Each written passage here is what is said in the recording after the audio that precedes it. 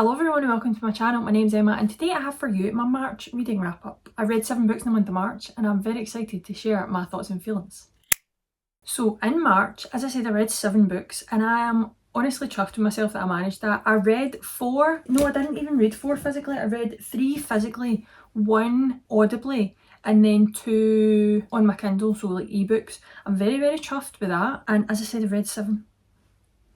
Can't believe it. I'm going to start off with my lowest rated book and then go up to my highest rated book because I feel like that just makes sense in my head, so that's what I'm going to do today. So the first book I want to talk about is Blitz by Devney Perry. I gave this 2.5 stars. It was not my favourite whatsoever. This one follows Torrin and Jensen. Torrin is the coach for the Wildcats football team in this like college American kind of football team, and Jensen is a student on the volleyball team. So it's a student coach, student teacher relationship, and I realised when I was reading this is the first time I've ever read a book with this trope and I don't like it. So how they initially met was Torrin, who is the male main character, he's like 31 and he's the coach. He was having a 4th of July party, so all the people from the street come round to his house on like a yearly basis, and he was kind of getting fed up with having 4th of July parties, but he was like, oh, I'll just have this one and then I'll just be family next year or whatever because it was too many people. And this girl ends up showing up and she's blonde and she's tall and she's just very beautiful, and this ends up being Jensen. And he's like, I've never seen her before, where have you come from? Who are you with? No idea, right? So he sees her about the party and they end up at the end of the night, everybody's away home and Jensen's out the back helping him clean up, and they end up getting together that night, right? So she leaves him her number and then he's like, oh, I'm not going to contact her initially because I feel like I will want more with this girl, I'll want to start a relationship with her, that was such a great night, blah blah blah. Fine, it was one night, my guy, like really,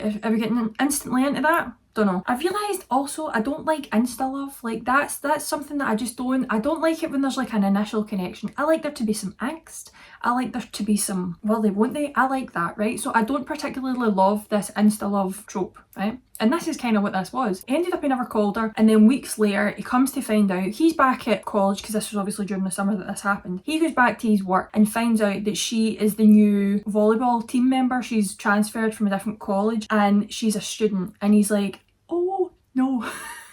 Oh, absolutely not. He's like, no way on this earth have I just slept with a student. And she is the same. She's like, oh, no way have I just slept with this coach. There's a coach at the college that I go to. No chance. With this one, when they find this out, they're like, right, we definitely can't see each other anymore. Doesn't matter how much we think we liked each other.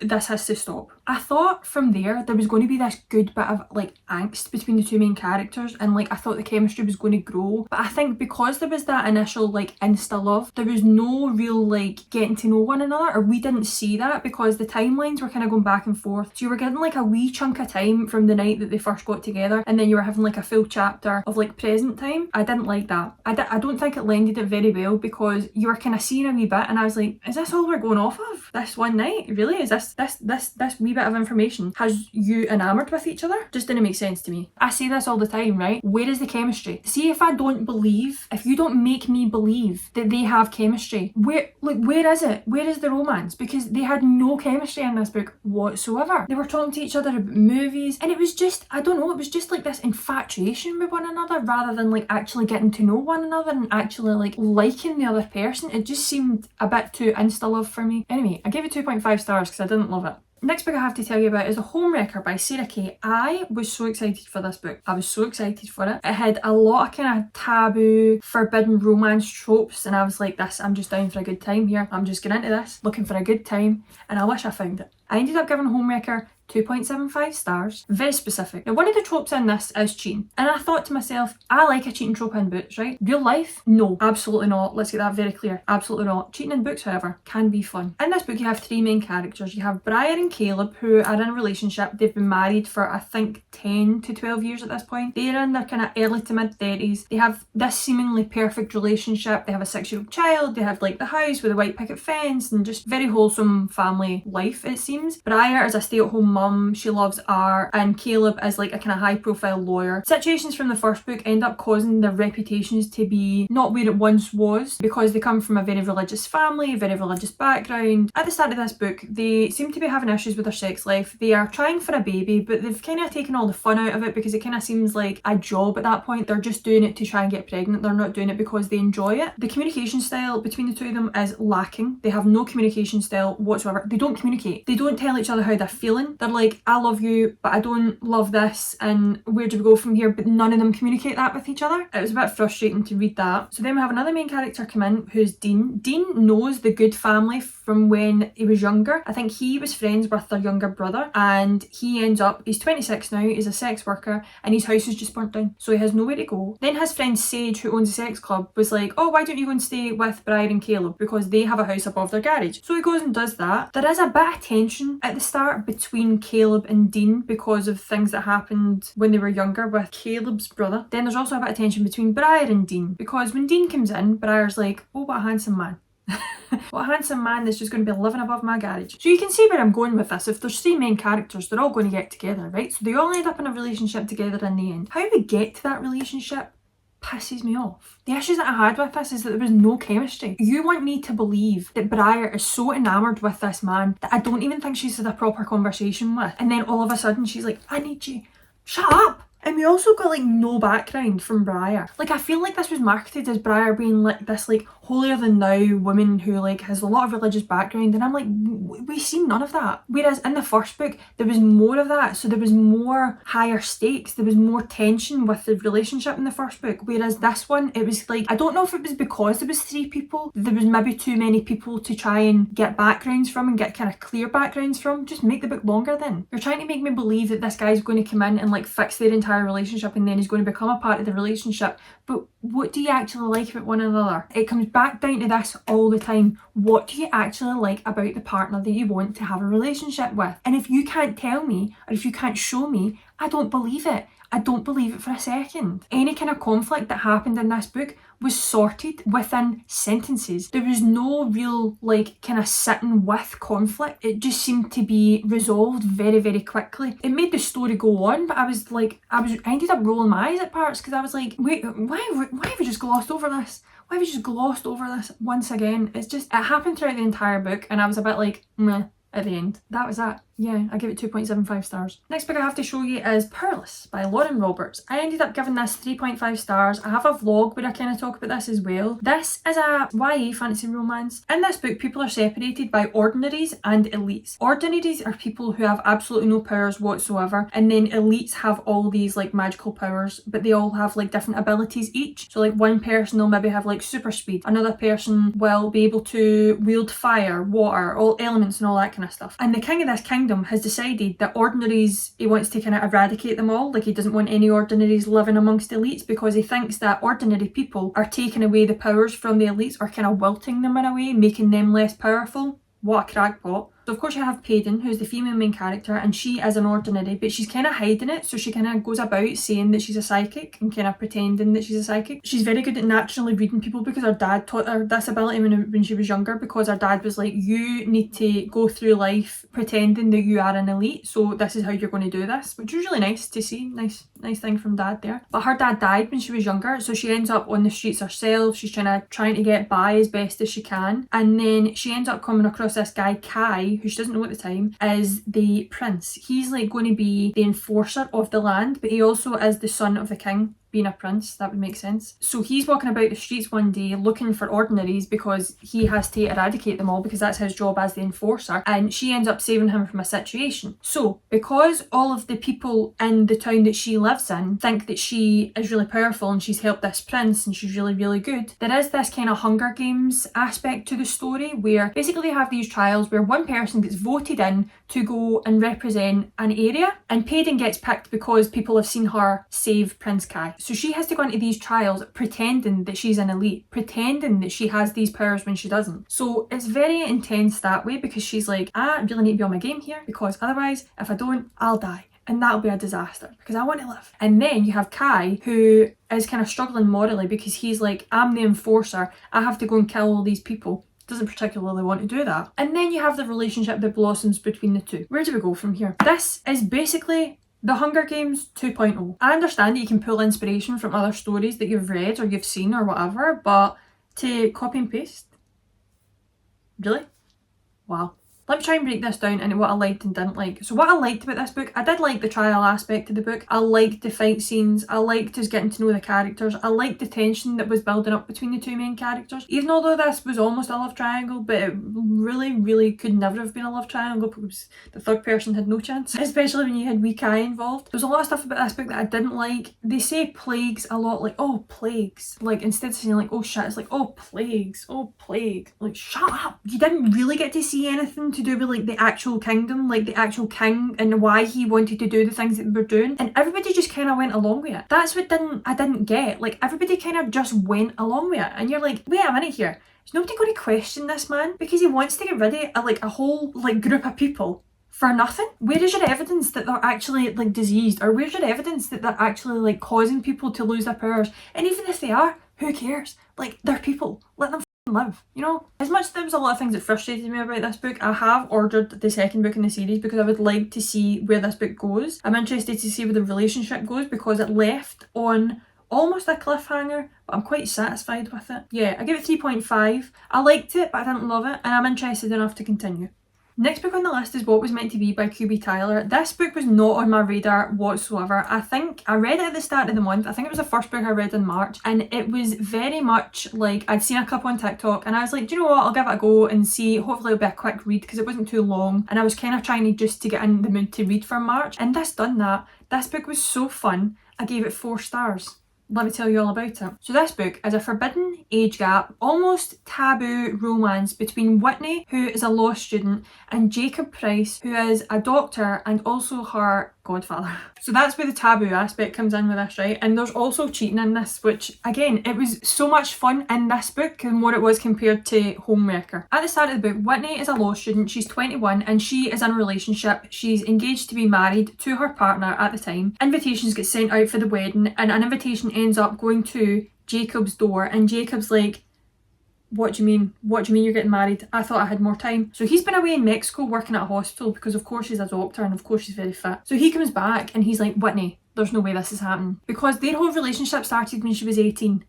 Which, see if that happened in real life, jail. Do you know what I mean? Like, jail. In a book, it was like watching my favourite soap. It was like watching EastEnders, Coronation Street, Hollyoaks. It was like, what's going to happen next? Oh my god, I'm going to tune in every night because what's going to happen next? I need to see how this unfolds. That's what this book was like. It was so angsty, it was so dramatic, but there was also chemistry between the characters. I believed in my whole soul that the two of them were for each other. Do you know what I mean? He worshipped the ground she walked on and she loved him to bits. The relationship just made sense. I think the conflict was all very realistic as well because Jacob was like trying to get Whitney back and he's like, no, Willie, we're going to end up together. You're it for me. I want to be with you for the rest of my life. And she's like, you're mad. I'm getting married. Like, I'm engaged to be married. I can't cheat on my fiance with you. And then they end up getting together and they decide that they're going to live this life with one another, and then shit hits the fan. And when shit hits the fan, everything that happens is very realistic. I think her parents had a very valid reaction to finding out the information that the godfather, who has been their best friend since they were younger, is dating their daughter. I gave this 4 stars. I really enjoyed it. I thought it was great. It was a good, fun time.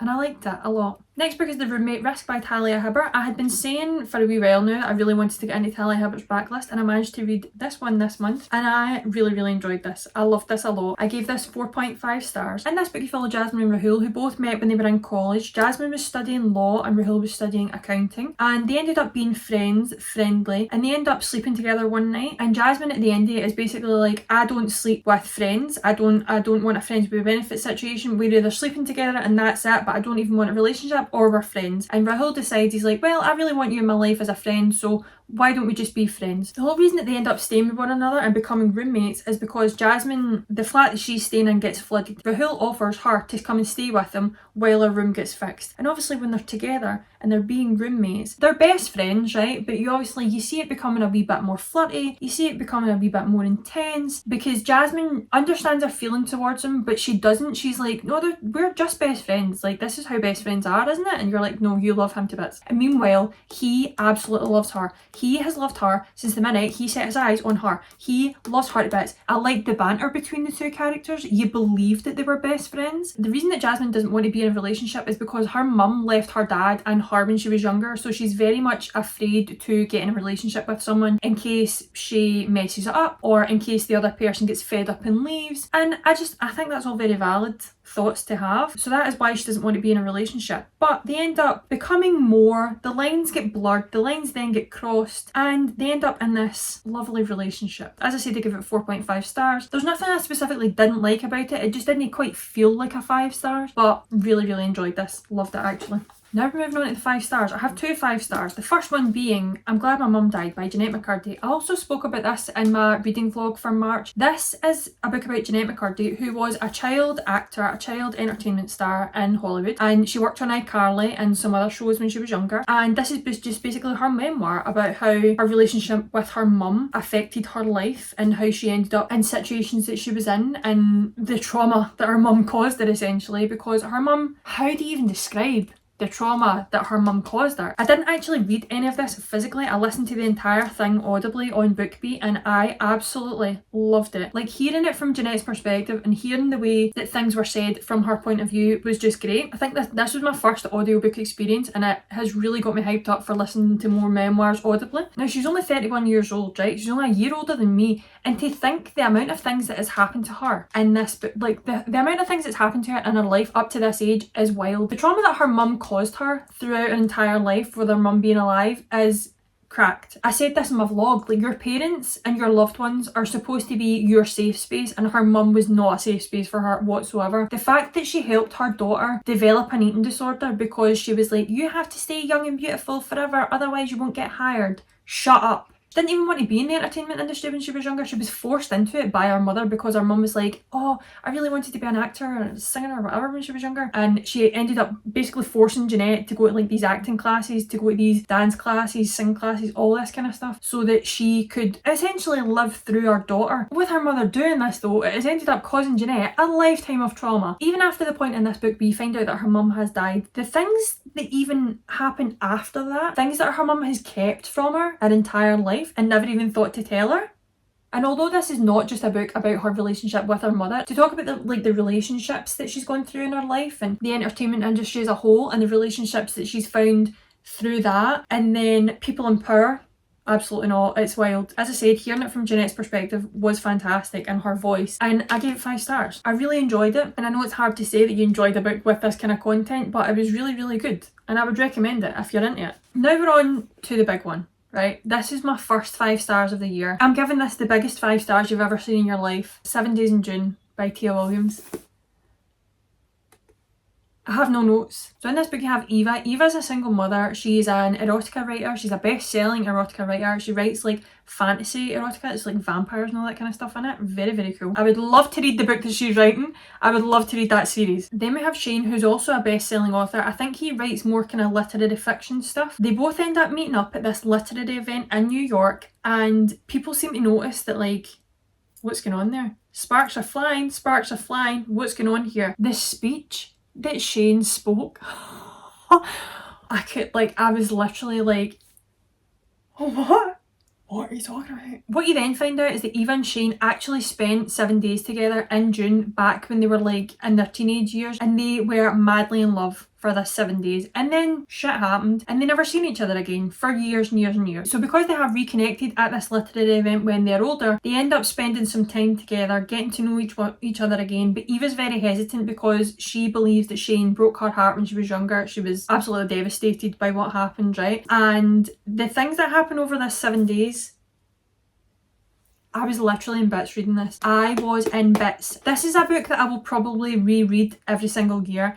I loved this book with my whole being. I don't even want to tell you anything about it properly, right? Because I went into this knowing that this couple spent 7 days in June together, and that was kind of it. It was a second chance romance. I'm glad that's all I knew, because everything that happened in those 7 days when they were younger and in those 7 days that they spent together when they were older, finding out everything that happened in between and finding out how they are still connected and how they still have been connecting to each other through their books is just, it's phenomenal. I will think about this to the end. And as I said, I cried my eyes out. I love a romance that pulls that out of me. I love a romance that makes me emotional. I love a romance that makes me feel and makes me totally invested in these characters, invested in their story, invested in finding out if they're actually going to be together, because it was questionable. It was really questionable at points. And I was like, what's going to happen here? I'm nervous. And it just, everything in this book, the way it was written, phenomenal. And that is all the books I've read in March. If you have read any of these books, please let me know what your thoughts are on them in the comment section below. I would absolutely love to know. Especially if you like 7 Days in June. I know there's a couple of people that said, I hope you love it. I hope you know I did. So yeah, thank you very much for watching. I really hope you enjoyed this video. If you did, give it a wee like, give it a wee thumbs up, subscribe if you want to see more. And I'll see you in the next one. Bye!